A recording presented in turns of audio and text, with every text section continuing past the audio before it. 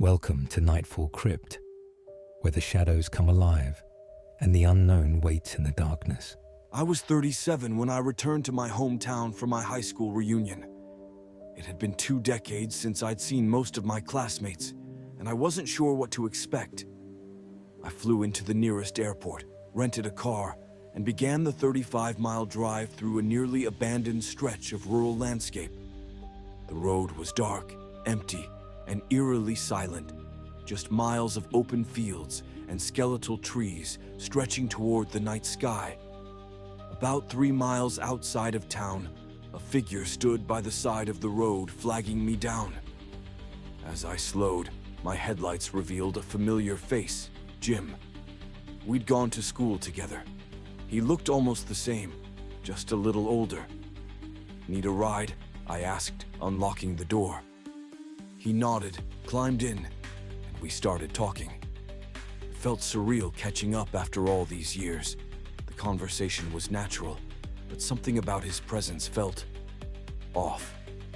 Maybe it was the way he never quite met my eyes, or how his voice seemed just a little too distant, like a recording played back from an old cassette tape.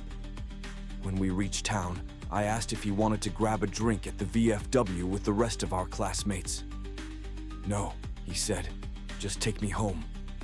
Jim's parents used to live a few blocks from my grandmother's house, so I instinctively turned that way. But he shook his head. "Outskirts of town," he murmured. I hesitated but changed course, driving toward the old mobile home park. When we reached the turnoff, he simply said, "Just drop me here. It was good to see you again." I watched as he stepped out and walked off into the night, disappearing into the darkness. Shrugging off the strange feeling creeping up my spine, I continued on to the VFW. Inside, I reunited with my old classmates, sharing stories, drinks, and laughter. As we talked about who was coming to the reunion, I casually mentioned picking Jim up and dropping him off on the edge of town. The room fell silent. Even the guy singing karaoke put down the mic. My cousin's face went pale. "Jim died on that curve 8 years ago," he whispered. Rolled his car. We were all at his funeral. A cold wave of dread washed over me. My head spun, my hands trembled.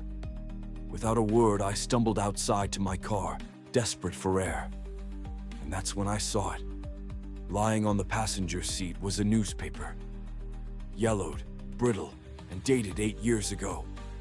The headline read, "Local man killed in tragic accident.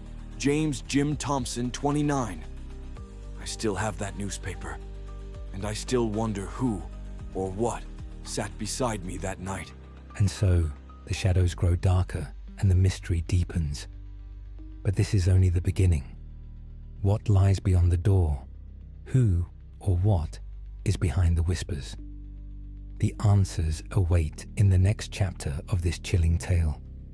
Subscribe to Nightfall Crypt and hit the notification bell so you don't miss what happens next. The crypt holds many secrets, and we've only just begun to uncover them. Until next time, stay in the light if you dare.